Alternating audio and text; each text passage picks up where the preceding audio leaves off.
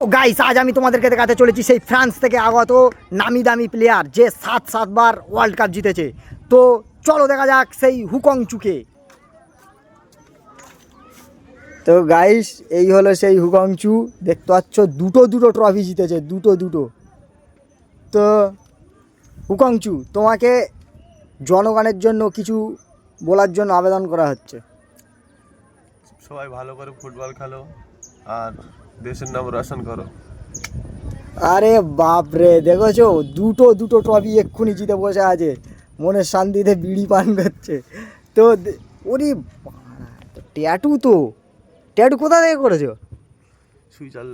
Switzerland থেকে? আরে বাপরে, দেখাও তো কি ট্যাটু আছে। ওরে মা কাসাম, এটা কি?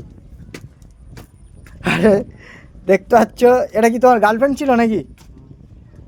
হ্যাঁ আচ্ছা, গার্লফ্রেন্ডের ছবি মাথায়।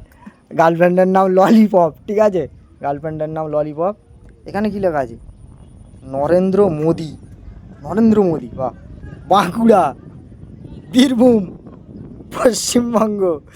আচ্ছা, তারপরে আগে এটা শেষ করি। ভেনম, রমেশ চৌধুরী।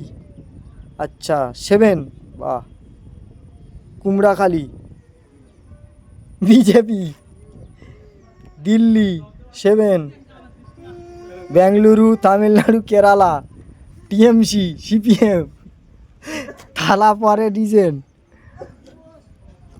রোনাল্ডো, কলকাতা, ওয়েস্ট বেঙ্গল। আর দেখি সামনে দিয়ে দেখাতে হবে এবার বাকিটা। পুরুলিয়া, রমেশ চৌধুরী, বিশ্বজিৎ দলই, CR7। তো এইসব ট্যাটুগুলোর মানে কি? তুমি ফ্রান্স থেকে আগত আর তোমার মাথায় নরেন্দ্র মোদি, বিজেপি, টিএমসি, এইসব কি? আসলে আমার গার্লফ্রেন্ডটা কলকাতার, তো গলায় দড়ি দিয়ে মরে গেছে, তাই 9,000 টাকা ট্যাটু করি। আচ্ছা, তো ঠিক আছে, আবার দেখা হচ্ছে।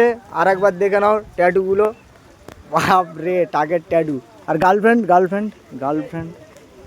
এই সেই গার্লফ্রেন্ড।